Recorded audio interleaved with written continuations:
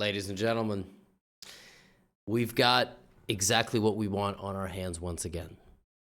Magnus Carlsen, Alireza Firouzja, in the finale of the final Champions Chess Tour qualifier of 2024. The Champions Chess Tour is an event that takes place over the entire calendar year, and it culminates in a live final. And yesterday, here in the third quarter of 2024, Magnus and Alireza played again, and my God, these guys really know how to put on a show. Let me tell you, this was an epic, epic match, and I'm going to be taking you through all 4 games in this video. And the goal is going to be to learn a couple of things, and the goal is going to be to entertain yourselves and have a blast. All right, that's all I got to say. Also, very big and exciting news is coming on a variety of different things, a variety of different updates for all of you. So be sure to tune in to the next couple of videos, and if you are watching this in the future, those things already happened. But starting tomorrow, I will be going through a series of big announcements of product drops, updates on Chessly, and so on. It's going to be a really awesome end to 2024 here in the world of GothamChess subscribers, viewers, haters especially. Here we go. So they play 4 games. Sometimes they play 3 if somebody wins 3-0. They play a best of 4 to win. In a best of 4, you need to score 2.5 points, which you can do by drawing 3 games and winning 1, or winning 2 games and losing 1 and then drawing 1. So we open things up with a Caro-Kann defense. I love it. I absolutely love it because Firouzja plays the Caro-Kann himself. Magnus going for the Caro-Kann with the black pieces. We have d4, d5, and advanced Caro-Kann, and this line h4. Now this is my course recommendation on Chessly. In my E4 course, New York style, I recommend h4. I think it's a great line for beginner, intermediate, advanced. Also, I faced this on this YouTube channel in tournament games like 7 times or something. I mean, a lot of people play h4. Recently, I played a6. I've played everything here, though. Magnus plays a move I've never seen in my life. It's not a move that, like, doesn't make sense, but I have played everything here. The one move that I haven't played, although it's the major, it's the entire idea of the position, is the move c5.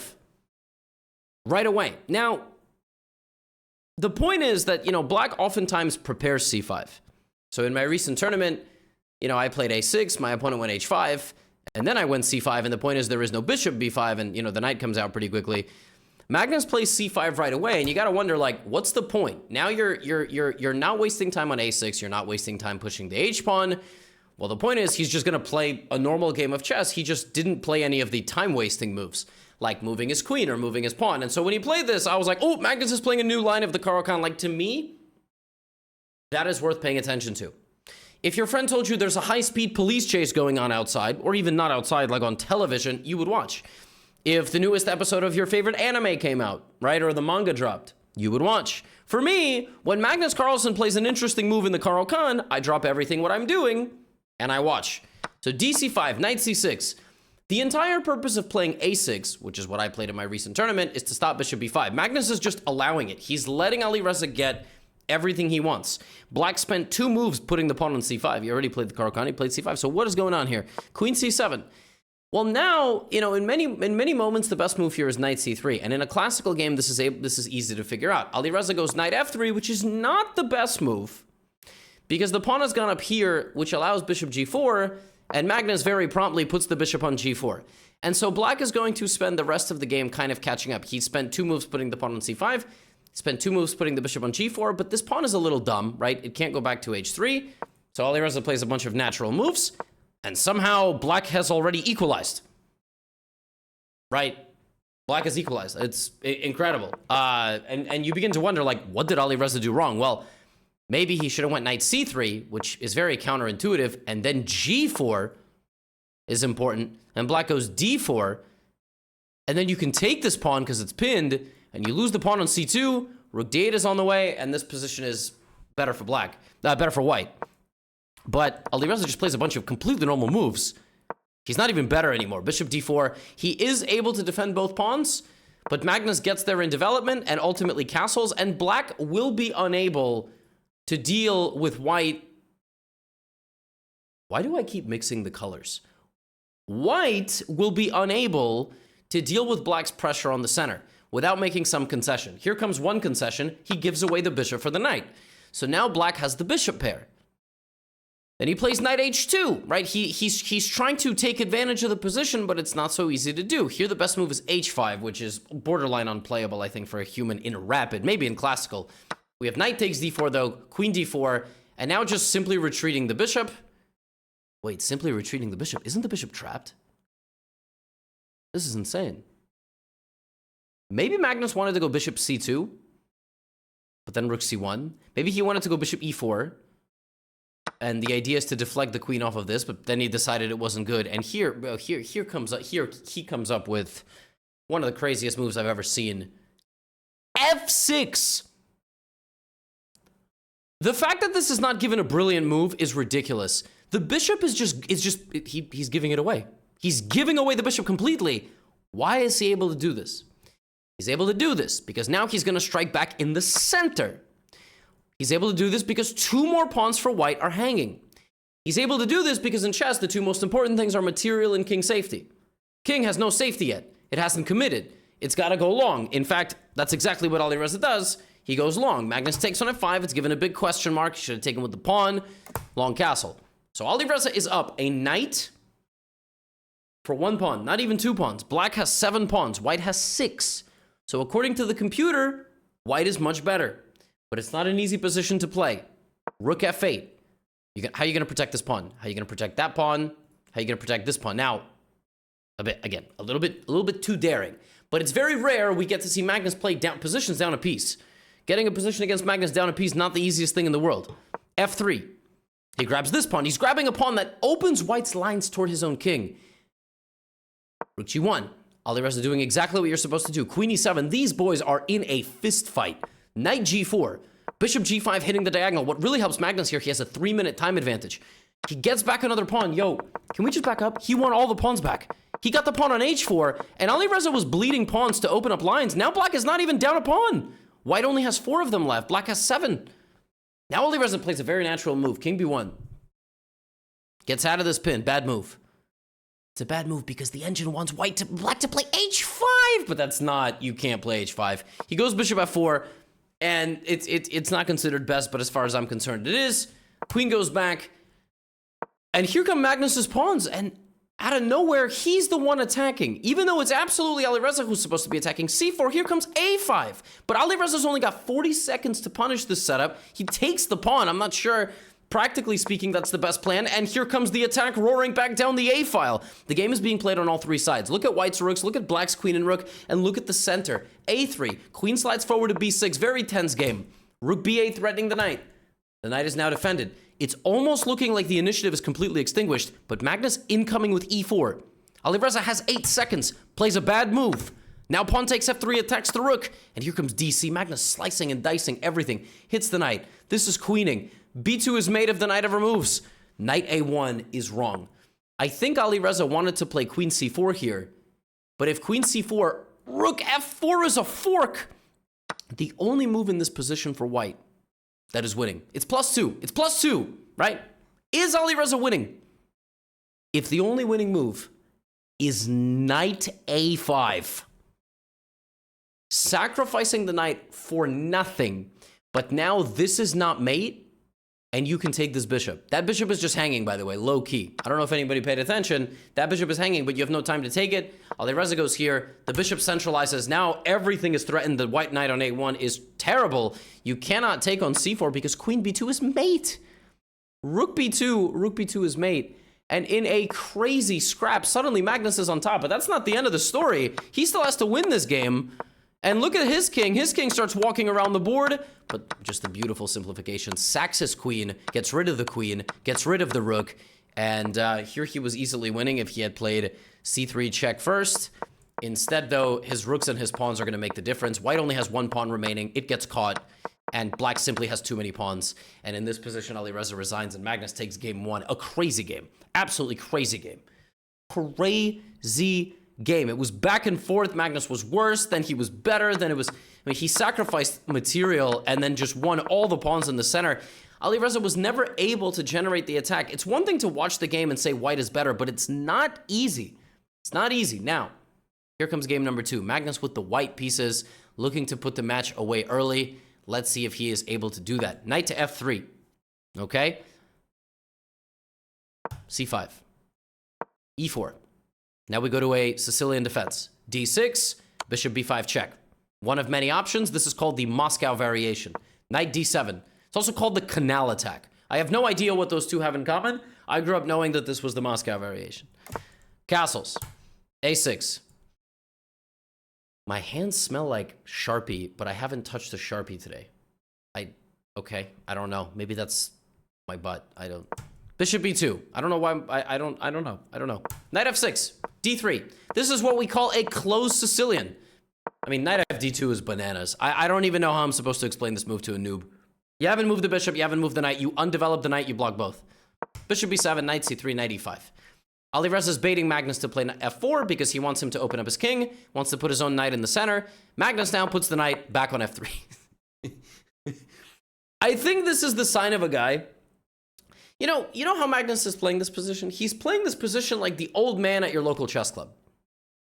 How many of you have studied openings, right? You study up some openings with black, you're like, I play the Sicilian defense. I'm a cultured individual. A lot of people before me have played the Sicilian. I play the Sicilian. Doesn't matter if your rating is 600, 1,000, 1,600, 2,600. I play the Sicilian. I'm a cultured individual. You go to your local chess club, some old man plays like Magnus. Bishop b5, bishop e2. You're sitting there going, I know the course that I bought tells me that this is bad, and yet I can't figure out what I'm supposed to do. I know the 7 Gotham videos I watched about this subject tell me that I'm supposed to be better here, and yet my opponent is shuffling their pieces around like it's, 2048, and yet I have no advantage. Yeah, that's how chess works sometimes. I mean, Magnus has basically just shuffled the pieces around. Black is maybe microscopically better, but it's... yeah, I don't know. Not really clear to figuring out exactly how to do this. Now, here Alireza starts taking over. He plays h4, knight h5. Magnus really just delicately maneuvering here. It's very clear he's trying to get Alireza to lash out. Alireza also being patient. But if you let white consolidate, his position's going to be very logical quite soon. He is going to make a break with c3 and d4. Here comes Alireza into g3. Magnus plays knight here. And here comes the lash out, d5. And it's mistimed. It's mistimed. Taking now is good. Knight g4 is good. Then b4 is good. What Magnus plays is also fine. He closes the center. It's given a miss. He keeps maneuvering. And the point is, he wants Alireza low on time. That's what he wants, right? He won the last game primarily also because of that. Rook b1, Alireza c4, Magnus d4. Position completely locked. Just totally locked up. And now it's easy. I mean, now you just maneuver. You try to get your opponent to panic. They repeat moves. Clearly, Magnus okay with a draw. There's not much else he can do. Literally, his queen is trapped. Alireza's like, nope, I want to play for more. Now, this is how ridiculous this game review is. It's giving this a question mark, but it's plus 0.3. I don't really agree with that. Here he comes. And I think he knows that at the end of the day, he always has a draw. Rook f8. But what do we know about Alireza? He gets into time trouble. Magnus now threatening a draw himself. He also doesn't make a draw. Bishop c6, bishop e3. Now Alireza's down to a minute. Magnus trades the bishop for the knight. It's an incorrect decision, apparently. And he grabs on h4. Crazy. Right into the pin of the bishop. Bishop takes a4. Queen comes back. And now here comes Alireza on the queen side. a5, b5. Knight h5. Where is he going? What is over here? Right? What is he trying to accomplish? Alireza plays b4 because, duh, that's what he's trying to do. This game review thing is just going to keep giving me move highlights. Oh, this is what Magnus... oh, hello. Hello. Look at this. And suddenly we're sneaking in. I mean, shut up, computer. Shut up. This is very annoying. Alireza goes to stop the pawn. And, Magnus here plays g4. That move doesn't even begin to look like it makes sense. It gives away a pawn. What is the idea? Apparently, that's an incorrect move. Apparently, instead of that, you should have just blocked, right? Gone for f6, doubled up. How can taking a free pawn be bad? But Alireza's got 16 seconds. The Magnus strategy has worked perfectly. And even though he's going to have to walk through a little bit of fire here with moves like f5, which is crazy. Pawn takes f5. He's down 2 pawns. He takes back on b4, but now black is winning. It's not really clear why. I think it's just because in all of these complications, black has the winning advantage, but he plays king a6 because he has 4 seconds on the clock.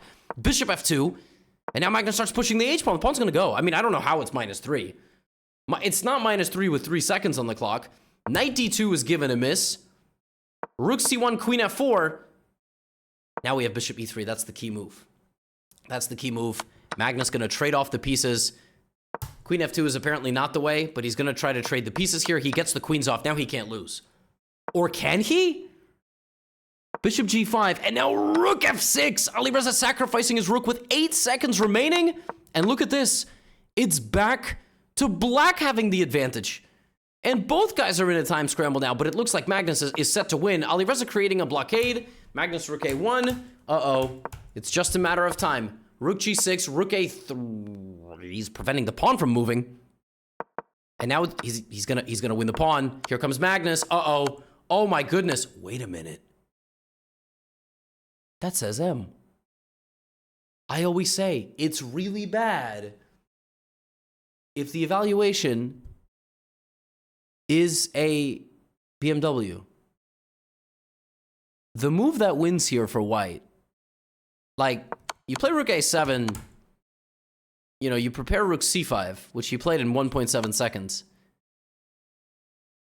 Rook a b7 is just mate. It's not a check, but you set a checkmate net, and rook b6 is not stoppable. There is absolutely nothing black can do to stop this mate. Nothing. You say, well, of course there is. Rook f3. Yeah, then I can go anywhere. And then I just go to f6. Rook a b7 is not difficult. It's not difficult, but it happens. And maybe Magnus had mentally prepared that the king would go back.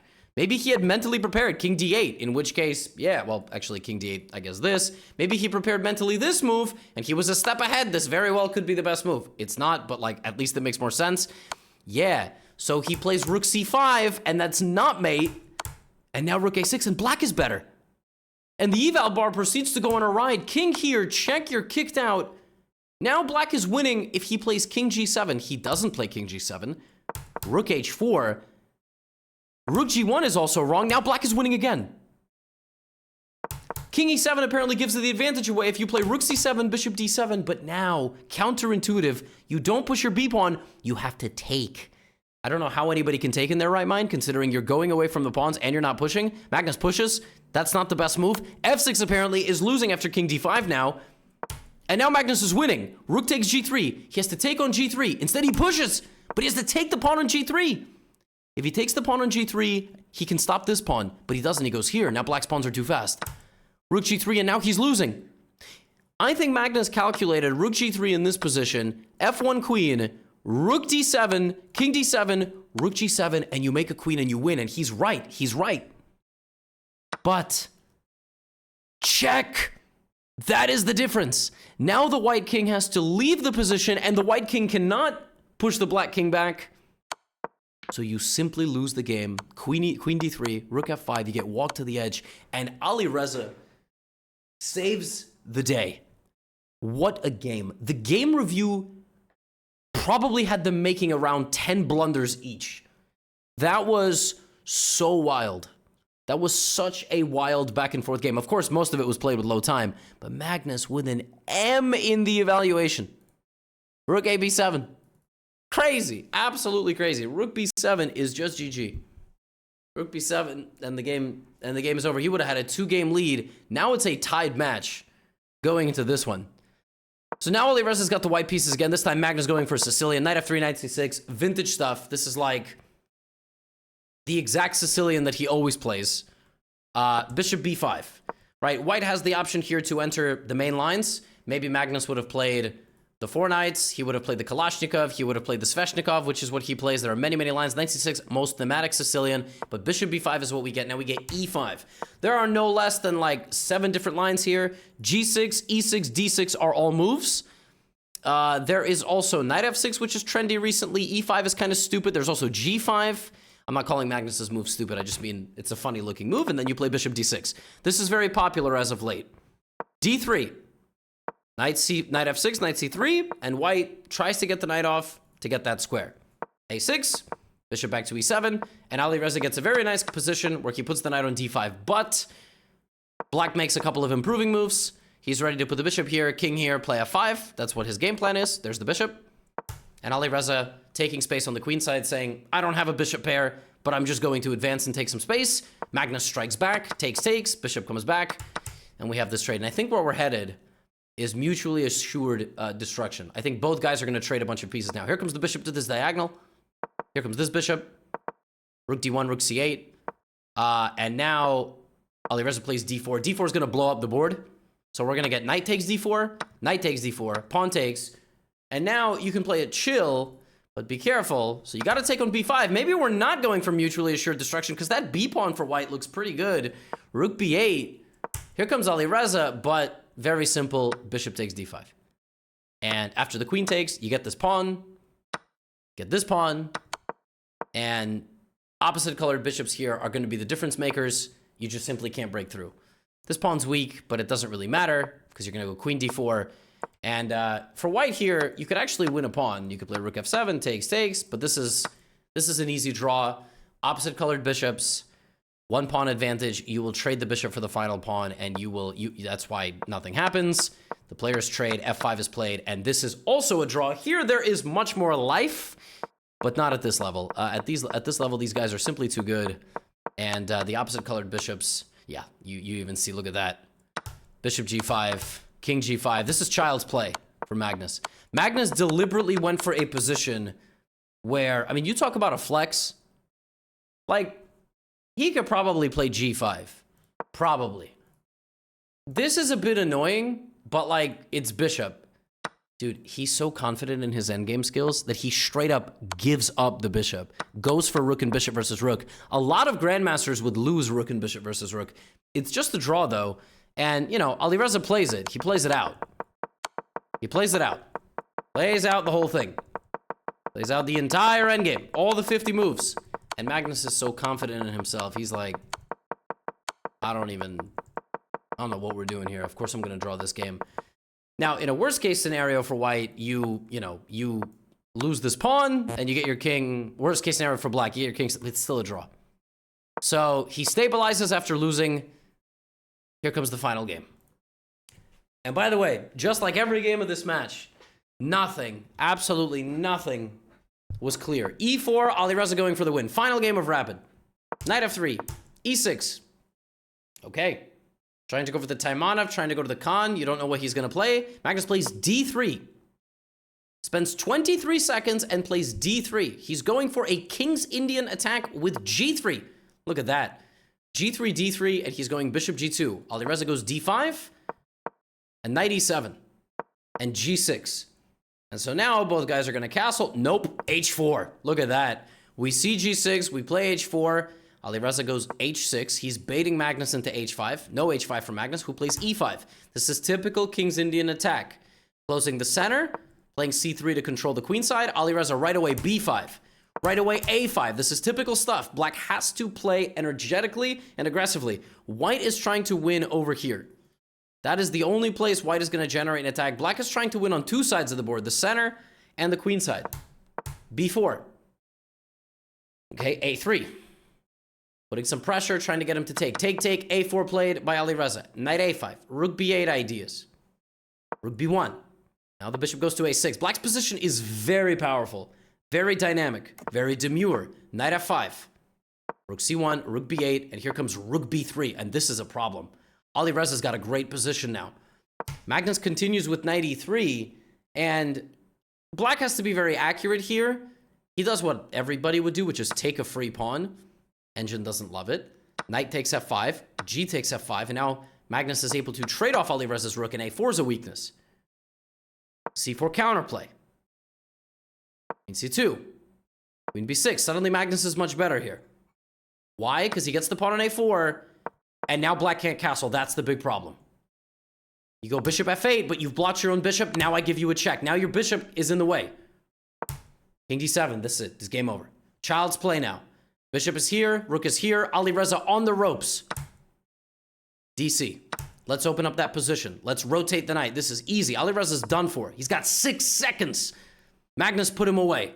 Alireza never goes down without a fight. c4 looking to open up that position. Bishop g7, in comes the rook. Hits the queen. Queen a4. Queen d4, trying for counterplay. Rook d1. Oh my god, Magnus also has 12 seconds. Bishop e2. Rook b1, Magnus 9 seconds. Rook c8. How do you win this position? I'll tell you how. Not like this, because suddenly, here comes the bishop, roaring back into the game. Apparently, bishop c5 was wrong, but like, who can blame him? He has 5 seconds, and he is threatening queen takes f2. But okay, queen f2 is nothing, because then I play king h2, right? In this position, Magnus Carlsen played c takes d5. For anybody wondering, that's a free queen. You are not, he's just like you.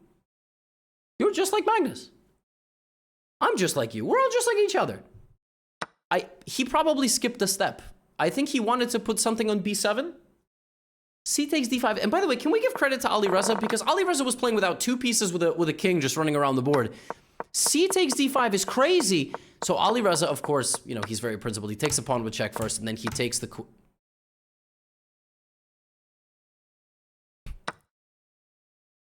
Yeah, it's wild. He saw this pawn, he saw his knight, he was like, oh, easy, I take. And then Magnus was like, yo, what did I just do? Queen, oh my god. King goes back to d8, and now order is restored. Nobody saw anything. Queen takes d5, queen g8, queen g6, queen f6. We give a lot of checks. This is on the way. Don't play queen c6. That's a pin. There's nothing you can do. Even if your bishop was on c5, you know, you're threatening stuff, but I'm threatening stuff first. So knight e7, e6. And here I think Alireza lost on time, but also he just can't stop queen f7. What a tense game. And Magnus wins. He wins 2.5, 1.5 in their first match. And this was only the first final. Alireza is now in the loser's bracket. He might roar back. And we may get Magnus versus Alireza part 2. He is the only player that ever beat Magnus from a double elimination. All right, he had to beat Magnus twice in one day. And he also did it against Hikaru. I think that's what happened. Yeah, he beat both these guys. I mean, it's very impressive stuff. So, that's all I have for you for today. And stay tuned for more major updates. We got a lot of cool things coming. Got a couple of things I can't even show you that are down here. Right there. But I can't show them to you just yet. So stay tuned and get out of here.